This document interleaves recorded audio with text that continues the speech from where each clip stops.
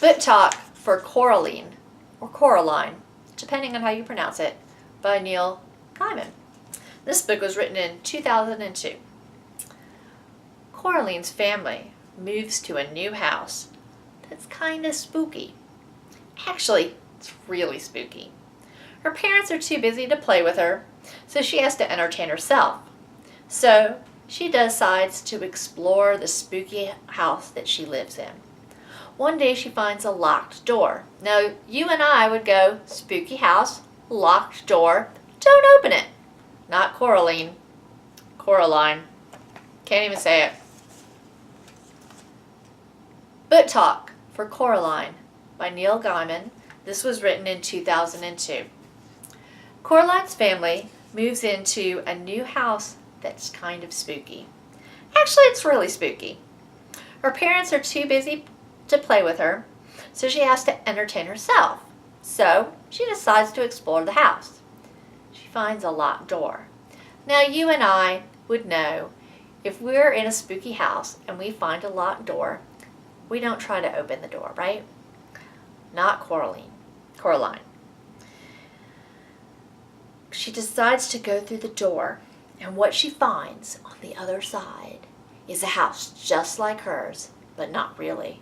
And parents just like hers, but not really.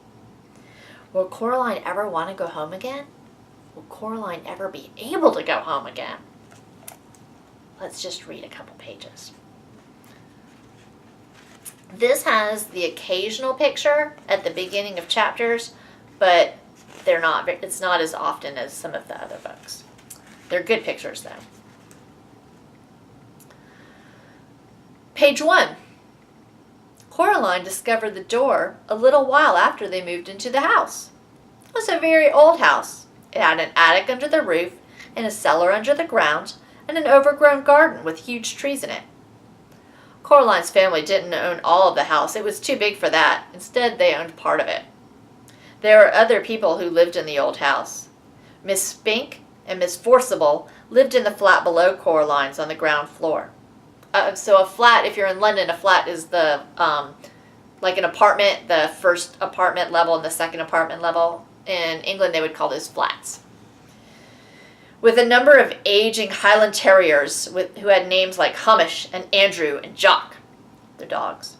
Once upon a time, Miss Spink and Miss Forcible had been actresses, as Miss Spink told Caroline the first time she met her.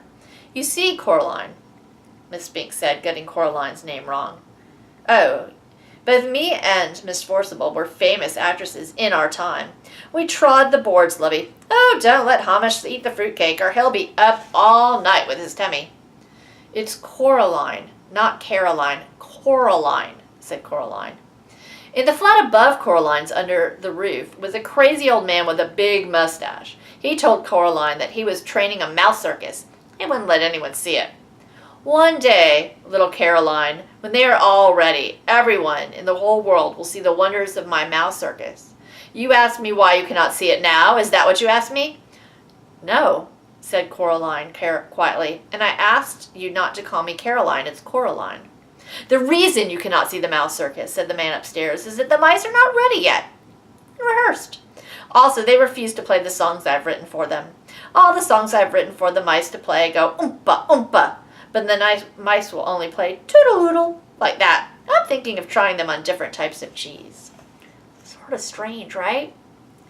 It's a good book.